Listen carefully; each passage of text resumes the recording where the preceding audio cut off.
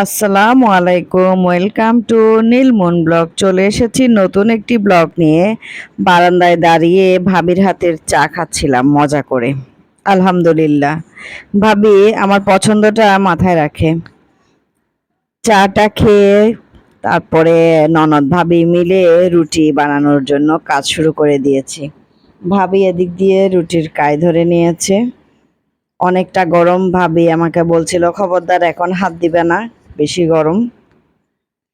তো গরম হোক ঠান্ডা হোক কাজ তো করতেই হবে। ননদ ভাবি দুজন মিলে কাজে লেগে পড়েছি, দুজন মিলেই কাজ শুরু করে দিয়েছি। রুটি মথা, রুটি বেলা সব কিছুই করতে হবে। হঠাৎ দূর থেকে শুনলাম ঢোলের শব্দ। গিয়ে দেখি সবাই বিভিন্ন কালারের গেঞ্জি পরে ঢোল নিয়ে বের হয়েছে। গরু সবাই সবার গরু নিয়ে বের হয়েছি। এই জিনিসটা আমার খুবই খারাপ লেগেছে, খুবই বাজে লেগেছে। কারণ তীব্র শব্দ কিন্তু গরুগুলোর জন্য খুব ক্ষতিকর। ওরা অবলা প্রাণী, ওরা হয়তো বলতে পারছে না, ওদের খারাপ লাগছে। অনেকগুলো ঢোল নিয়ে চলে এসেছে এখানে। এসব দেখে আমরা চলে এলাম।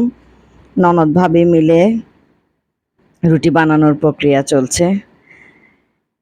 আমার মনে হয় পৃথিবীতে সবচেয়ে কঠিন কাজ হচ্ছে চালের রুটি বানানো। এই কাজটা আমার কেন জানি প্রচন্ড রকমের বিরক্ত লাগে।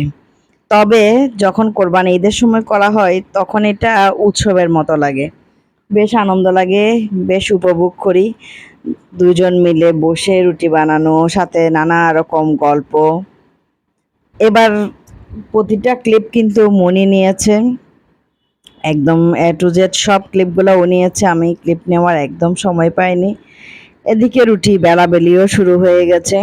যেহেতু এবার কোনো মানুষ পাইনি, আমরা ননদ ভাবি মিলেই সবটা সামলাবো। এটা মনের জোরেই অনেকটা আমরা নেমে গিয়েছি, ইনশাল্লাহ সফলও হয়েছি আলহামদুলিল্লাহ। তো চলছে রুটি বেলাবেলির কাজ। প্রীতিমণি রুটি পুড়ছে, আমি বেলছি, ভাবি মলছে, আর মন হচ্ছে ক্লিপ নিচ্ছে, আর রুটি ঠান্ডা হয়ে গেলে এগুলোকে গুছিয়ে রাখছে। এই যে ছুরি সুতা দিয়ে কাটা, এই জিনিসটা আমার বেশ ভালো লাগে। এগুলো আমাদের এই চট্টগ্রামে রুটি বেলাটা যে উৎসবের মতো করে চলে, অন্যান্য জেলায় এটা তেমন একটা হয় না।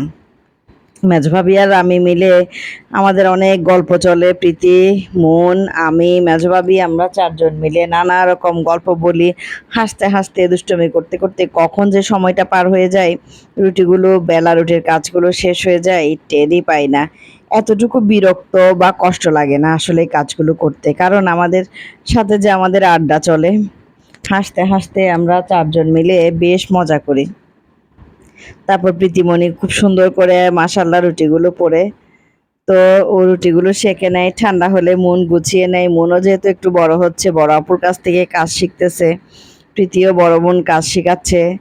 তো সবাই মিলে চারজন মিলে খুব সুন্দর কিছু মুহূর্ত পার করি। খুব কিছু সুন্দর মুহূর্ত আমাদের জীবনের অংশের সাথে জুড়ে যায়, বেশ ভালো। অন্যদিকে মুহিতার মেজো ভাই তো বেশ ভালো সময় কাটায় দুজন মিলে। এই ফাঁকে মেজো ভাবি একদম গরম গরম পিজা বানিয়ে ফেলেছে। তো রুটি বেলাবেলি পোড়াপুড়ির ফাঁকে মেজো ভাবির পিজা খেলাম। পরে চলে আসলাম মেজো আপার বাসায়।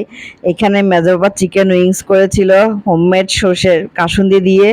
এগুলো একটাও ক্লিপ নেয়নি, খাওয়ার পরে হাড় গুঁড়োরই ক্লিপ নিয়েছে। কি আর বলি বলেন তো, প্রীতিমণি লাস্ট মতে খাচ্ছে, এটাই ক্লিপ নিয়ে নিলাম। তো সবাই ভালো থাকবেন, দেখা হবে পরবর্তী ব্লগে। আল্লাহ হাফেজ।